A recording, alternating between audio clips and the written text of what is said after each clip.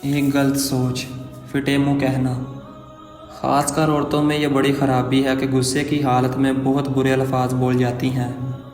मगर कुछ ऐसे जुमले हैं जिनको लोग बुरा ही नहीं समझते, जिनमें से एक जुमला है दूर फिटे मुंह।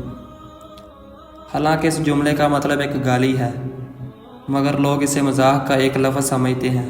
ये गलत सोच है। यह लफ्ज़ दरअसल पंजाबी ज़ुबान से निकला है, जिसका इस्तेमाल सबसे पहले सिखों से शुरू हुआ। यह लफ्ज़ अपनी असली हालत में कुछ और था, जो बदलते बदलते मौजूदा लफ्ज़ में बन गया। पहले इसका असली लफ्ज़ और मायने जान लें। फिटे मुँह, दौर फिटे मुँह।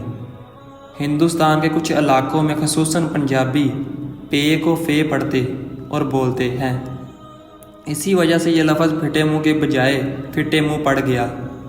लग़वी मैना, लानत हो, तुफ हो, थू हो।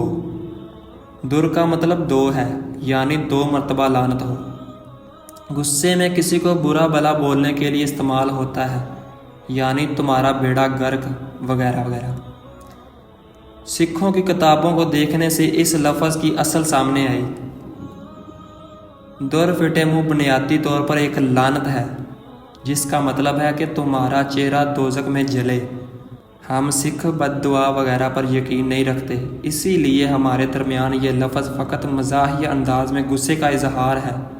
फिटे असल और फिटे है का लफ्ज़ पंजाबी में तब इस्तेमाल होता है जब दूध खराब होकर गाढ़ा हो जाता है और इसकी हीत रंग मुकम्मल बदल जाता है। फिटे मुँह का मतलब है कि जैसे दूध फटने के बाद अपने रंग और शक्ल बदल देता है, उसी तरह से तुम्हारा चेहरा और रंग और शक्ल भी वैसी ही हो जाती है। दरअसल ये बद्दुआ है। अयज ने मुख्तलिफ माओं को अपने बच्चों को गुस्से की हालत में फिटे मुँह कहते हुए सुना है। ये बहुत रंज की बात है कि एक माँ जो अपनी औलाद से इतना प्यार करती है, वो उसे ऐसी बद्दुआ दे, उसे लानत मलावत के लफ्ज़ से उसे पुकारे। अब चाहे गुस्सा हो या हंसी मजाक, आखिरत में इन लफ्ज़ों की पकड़ हो सकती है, क्योंकि ये लफ्ज़ ऐसी हदीस के ज़मरे में आते हैं जिसमें लानत मलामत करने पर औरतें जहन्नम में ज़्यादा हैं। फिटे मुँह या फिटे मुँह कहना जायज़ नहीं है। ये एक बदआई कलमा है जो अपनी असल के एतबार से हम मुसलमानों में काफिरों से आया है। पास ये अल्फाज नहीं कहना चाहिए। खुद भी बचें और दूसरों को भी ऐसे नस्लों से चलते आ रहे बदतरीन लफ्ज़ों की असलियत से आगाह कीजिए। अल्लाह जज़ाकल्लाह हमारी नस्लों को इल्म नफ़ा अता फ़रमाए और शरीयत का मुताई बना दे। आमीन या रब्बल आलमीन। जज़ाकल्लाह।